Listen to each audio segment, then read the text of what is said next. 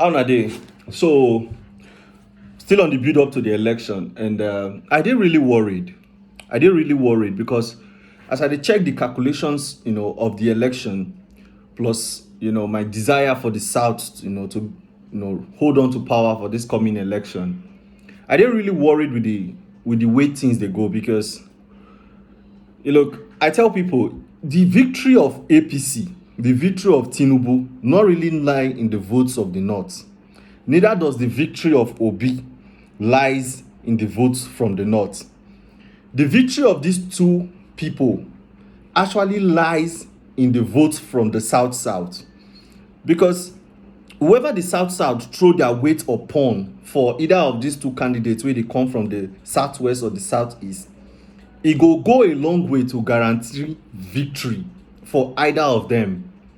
But there's a dilemma, and there is this dilemma. Actually, I don't know if not only me they feed this dilemma, because you see, if we look the dynamics of Nigerian politics now, and I know a lot of people go say, oh, this time around we don't want to do ethnicity, we don't want to vote based on ethnic sentiment or religious sentiment or tribal sentiment. But on the day of the polling, voting, a lot of people go, actually, these same people where they talk these things now to distract you from knowing that in the hardcore, in the center of our politics, ethnicity they play. These same people on that day of election go actually vote based on this sentiment, based on these lines. So do not be fooled by people who are coming now to say, this time around we don't want to talk about ethnicity, we don't want to, Nigeria need change, blah blah blah blah blah. No. Don't fall for that trap.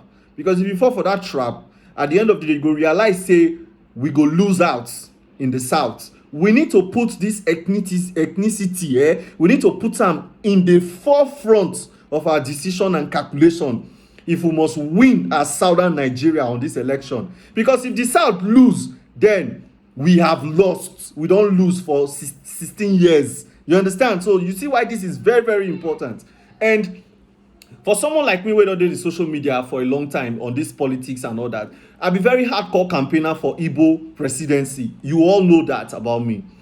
And I know they expect the Southwest, a Yoruba candidate, to actually come out, because I feel that is very unfair. And if we want balance in this country, an Igbo man was supposed to, in fact, he's supposed to be the next president if we want balance as a people. And this is why, you see, they don't put the ball for our courts now. It is now very fair. It is now on the platter of, on the table. Say there's Yoruba, there's Hausa, and there's Igbo. But we have we from the South now, we have a dilemma between Igbo and Hausa, who we go support at South.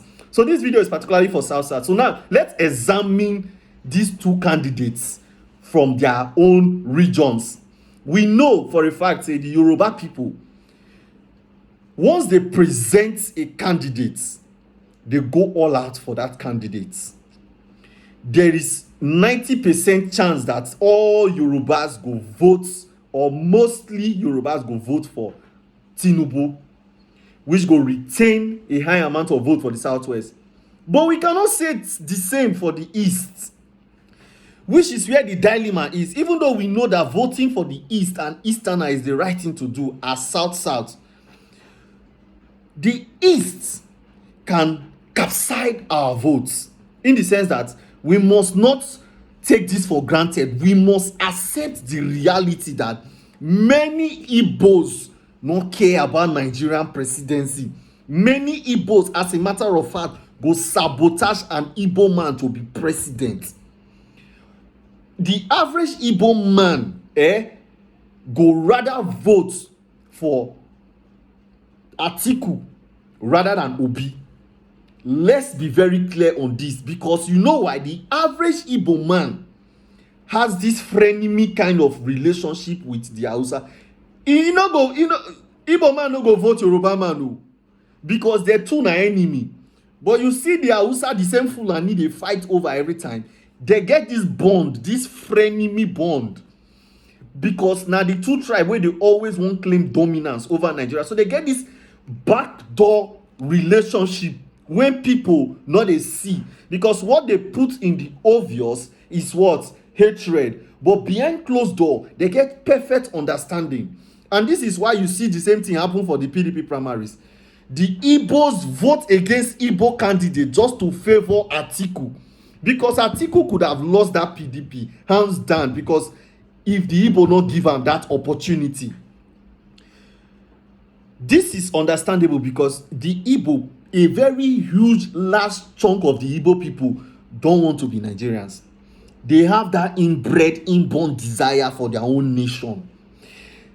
As a matter of fact, any candidate wey dey represent Igbo extraction wey dey come for presidency, even if e go be the messiah of Nigeria, the majority of the Igbos are hell bent on Nigeria not succeeding, because Nigeria not succeeding gives them justification for the demand of their own nation. So in this coming election, when you put this puzzle together now, say knowing that the Igbos cannot be trusted, because the Igbos, they know they hungry for this presidency, even if na their own person won't come. In fact, if the very fact say na Igbo man won't even contest, it a signal hatred in deep down in most of the Igbo people, because they see that man as saboteur to their greater glory. So imagine if the South, and this is my fear, imagine if the South decided that, okay, even though Igbo man becomes the president now, it really not affects the Yoruba people in their quest to become president, because this is not actually their time. After these Igbo people don't become president, now the Yoruba man has the, in fact, 100% chances of becoming the next president for the next general election. In fact, that one, this is not their time. So if they put themselves now, it's just about politics, because it just be like, you qualify for World Cup, you can't say you will not play. You will play even though you know you won't win. You understand? So the Yoruba are just taking their chance. You understand? And this their chance now, as a result of say, okay, if Yoruba go, chances are power can come to the South. Because the Igbo own, there is no 100% chance that power will come to the South. Even though it is the right time for the Igbo man to become a president, this is on a platter of gold for them. But South now, we cannot play Joba with our destiny. We must be certain.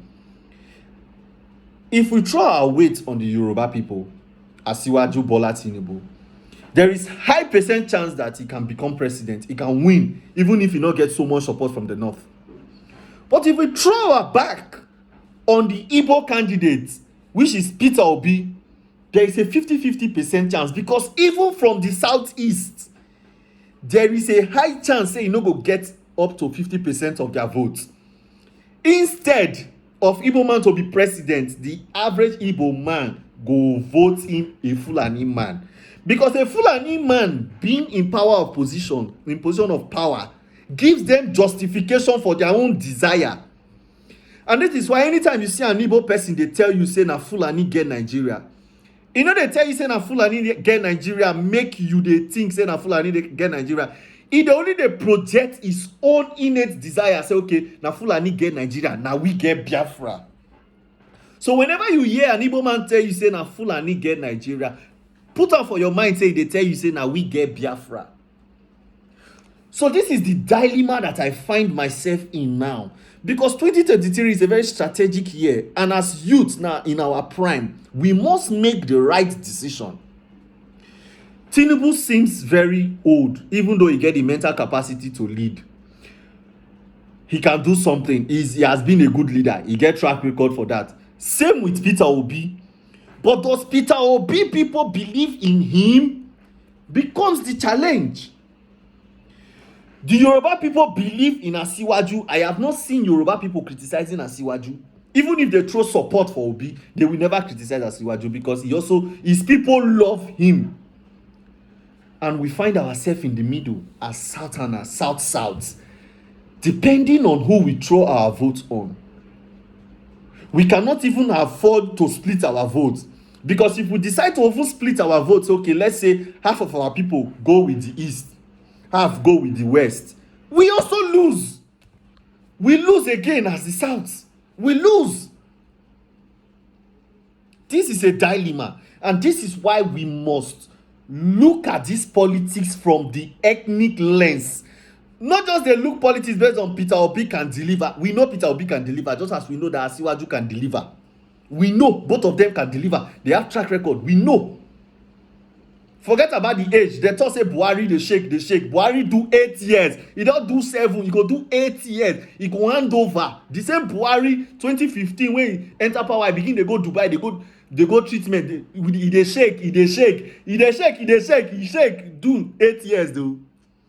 APC has a standard for bringing old weary men, but they actually live long to complete their time. So let's not dispute that fact that Tinubu is capable of leading this country for 8 years. He will be alive for even more than 8 years. All right. So the bone of contention now is South. Who are we going to throw our weight on based on the relationships and our perceived idea of these two tribes? Whether we like it or not, tribalism is going to play in this politics. Don't let anybody tell you no tribalism, no Nigeria don't need to vote on it. Don't let it, on the day of election, that is when your eye go open. See, say now based on ethnicity, many people go take vote. So we must be wise as a serpent. The Igbos need to come out now and make a clear intention known, because for the past few years you have been pushing Biafra or death. 5 minutes to election now, you are pushing Peter Obi. We need to be sure. We don't need that snaky thing. We need to be sure. We need to be certain. Because you don't want to have the whole southwest, some of the southwest throw their vote on Peter Obi. At the end of the day, when they go call election results, you can't say even the Igbo people no give Peter Obi vote. He go pain me well. He go pain me. And they talk these things now so that we go consciously pay attention. 2023 is a significant year. A year we must make the right decision. Even if we don't get a good leader that will lead us in economic prosperity, let us have a leader that will at least give us ease of mind, peace, stability. Because an Igbo man becoming a president in this country in 2023 is fairness. And once there is fairness, there is balance, then there is no more justification for insecurity. Understand that the average Igbo man, Biafra hardcore, needs insecurity as a justification for him to become a Biafran. That is his desire. Let's not sweep the desire of the average Igbo man under the rug. Let's not sweep the desire of the average Igbo man under the rug. Pay attention. Pay attention.